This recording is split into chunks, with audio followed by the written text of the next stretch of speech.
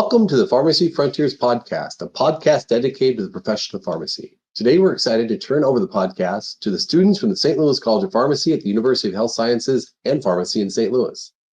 We give credit to Professors Stephanie Lucas and Terry Wahalik for mentoring these students for their leadership podcasts. Let me remind everyone that the Pharmacy Frontiers podcast is available for streaming on your favorite podcast streaming app, whether it be Apple, Podbean, Spotify, or YouTube. The comments and opinions shared today are those of the hosts, our guests, and are not official statements of the Missouri Pharmacy Association, Mitchell Pharmacy, Mercy, nor the University of Health Sciences and Pharmacy in St. Louis. Today, we welcome 5 students from the pharmacy school with their podcast entitled Dose of Knowledge, Scholar to Doctor, Post-Graduation, What's Next? Hello, on this episode, we will be discussing Scholar to Doctor, Postgraduate Education. We are with the St. Louis College of Pharmacy.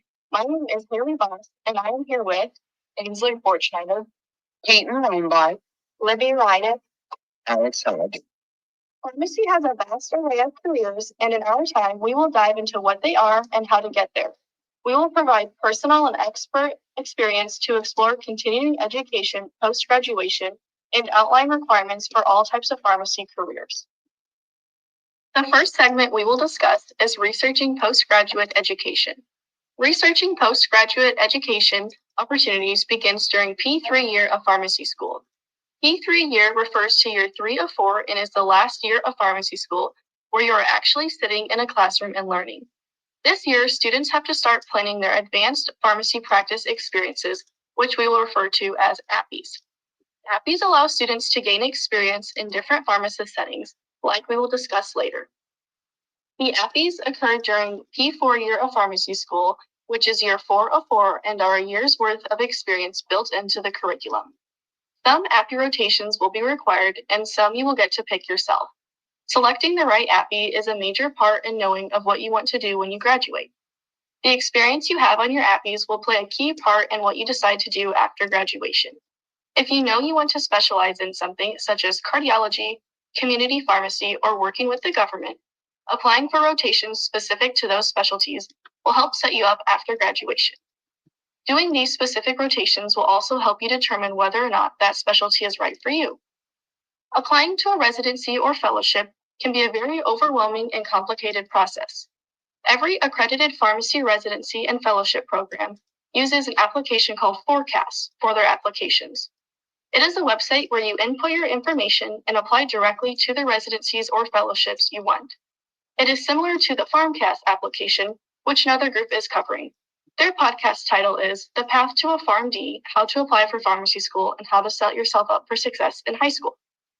In order to apply for a residency or fellowship, you must interview with the programs first. You have to ask for an interview and they will either accept or decline your request. When ranking programs, it is important to keep in mind location, benefits, and specialties. People will prefer some locations over others, and most programs will offer different benefits. After interviewing, you will then rank your top choices among the places you interviewed at, and the programs will rank their top prospects as well. A match selection is performed to find the best match for both parties. A decision will be sent out if you are matched with a residency or fellowship sometime in March. Moving on to our next segment is MSL with Ainsley. On this segment, we will be talking about becoming an MSL. So what exactly is an MSL? MSL stands for Medical Science Liaison. A medical science liaison is a scientific expert that provides education on pharmaceutical products to physicians and other healthcare professionals at various academic institutions, such as a hospital or medical campus. MSLs are employed by pharmaceutical, biotechnology, medical device, and managed care companies. Some of the tasks that medical science liaisons do is attend medical conferences across the nation. They deliver scientific presentations on specific therapeutic areas such as oncology, cardiology, infectious disease, or even informatics. In addition, they write grant proposals for funding of research projects, as well as create and test medical devices. To become an MSL, most students start by getting their bachelor degree. This bachelor degree can be in biochemistry, biology, chemistry, pharmacology, or even engineering. From there, students will go on to earn their doctorate degree. This doctorate degree can be a PhD, a PharmD, or even an MD. Some universities have affiliations with pharmaceutical companies, allowing students to go straight into the industry field after they graduate. Some of these universities that have affiliations are Rutgers University or even Northeastern University. After graduating with your doctorate, you can also look into going into a fellowship. There are a lot of opportunities. There are 83 total companies offering postdoctoral fellowships, one being Eli Lilly and another being Novo Nordisk. Another way you can become an MSL is by going into nursing and having an expertise in a particular therapeutic area.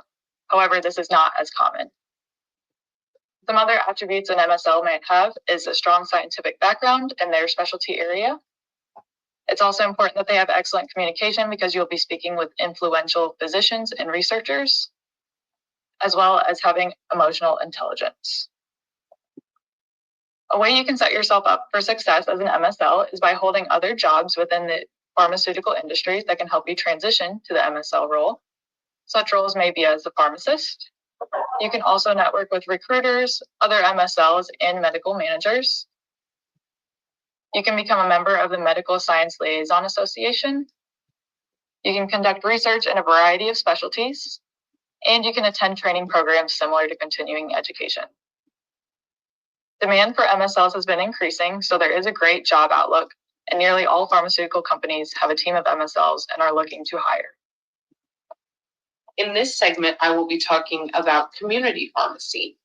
Community pharmacy entails a lot of different things. That includes chain pharmacies such as CVS and Walgreens, or pharmacies located inside grocery stores.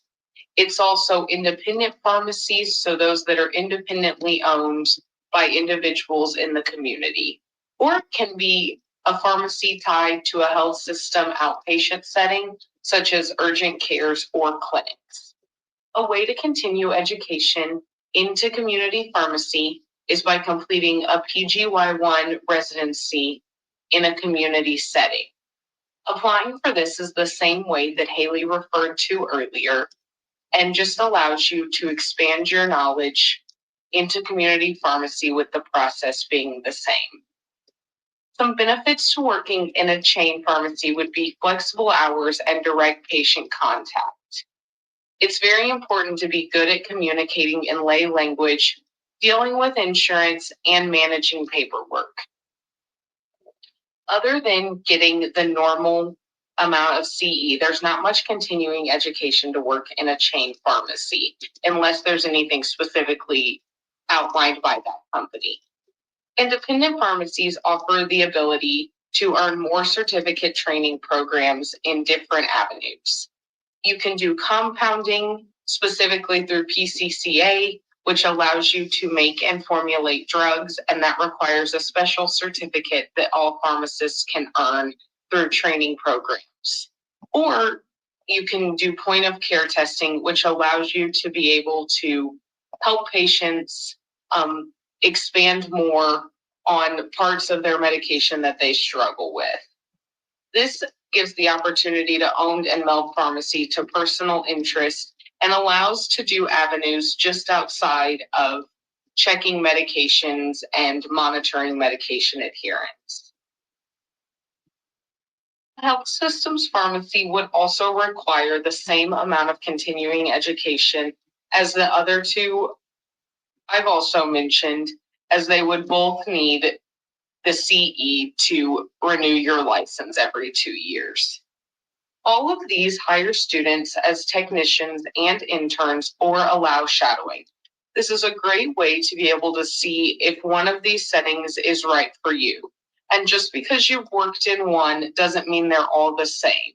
All three of these are very different and offer very different patient interactions. So if one's not the fit for you, another one might be.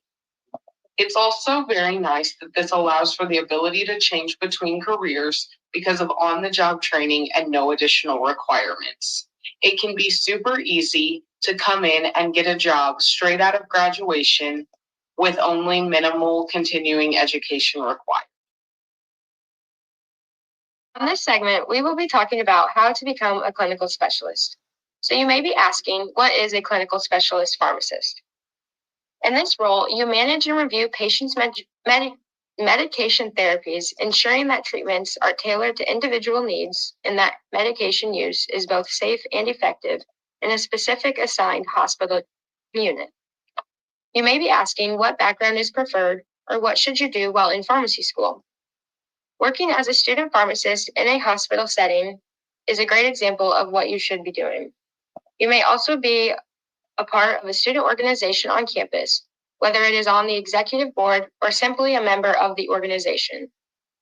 Two organizations that we have here on campus include being a part of the American College of Clinical Pharmacy, also known as ACCP. There are also many organizations that are specific to a different specialty that you may join. There are also requirements that needed to be completed after receiving a PharmD. The first one is a PGY1 residency. This stands for Postgraduate Year 1. This is an advanced clinical experience and education beyond a PharmD. It advances your knowledge and skills that were received during pharmacy school. It prepares pharmacists for advanced and specialized roles. What to expect during a PGY1 includes many things, such as clinical training. You get hands-on experience in many different settings, such as hospital, outpatient, community, other health care facilities, and many more. You rotate through different areas that you can later specialize in. It also allows you to receive patient care. This includes patient counseling, medication management, therapeutic decision management as well. Teaching and education is also very important under a PGY1. You are required to complete assignments and teach and lead pharmacy students. You may also include research as well, doing research on different types of drugs, and you look further into how they perform in the body. After you have completed a PGY1 residency, you will then complete a PGY2 residency. This is postgraduate year 2. This highlights a particular domain of interest and facilitates the development of expertise in that area.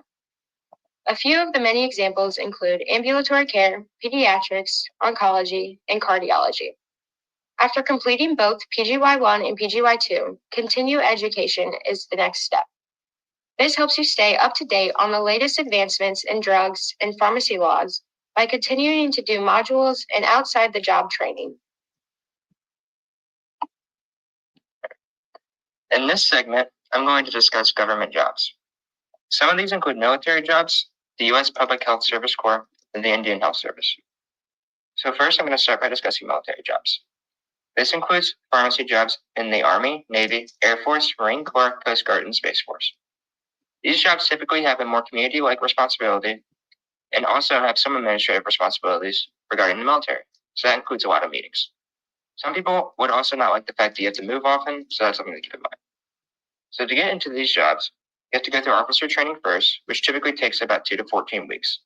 You also need to be in good physical standing, and you need to have some community or clinical specialist experience. Next, I'm going to talk about the U.S. Public Health Service Corps. So this Corps has a lot of different responsibilities. Some people in the Corps might research, some might assist in health emergencies, such as disease-oriented emergencies like COVID-19 to other disasters like the Hawaii fires. They also review and approve new drugs and provide routine care. To get into the U.S. Public Health Service Corps, there's a 6 to 9 month commissioning period where applicants have to secure a position within an agency in the United States. This includes things like the prison system or the FDA or CDC.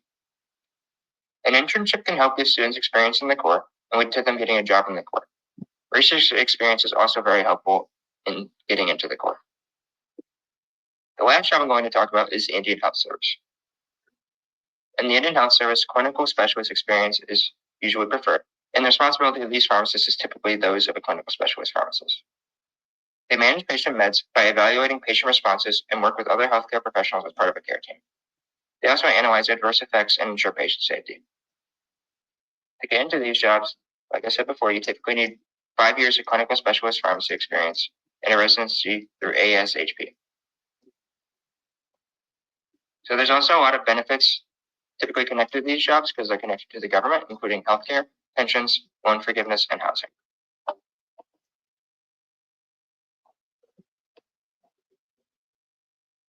Thank you for listening to our episode of the podcast, Scholar to Doctor, Postgraduate Education.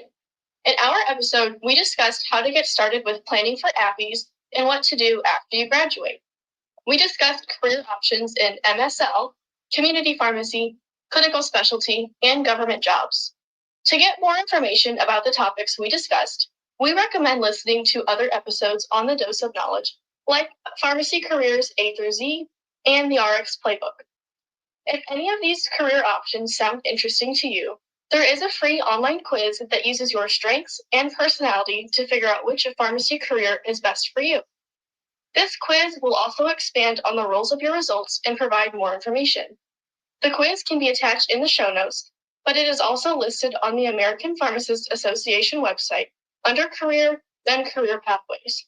And always remember, pharmacists are superheroes.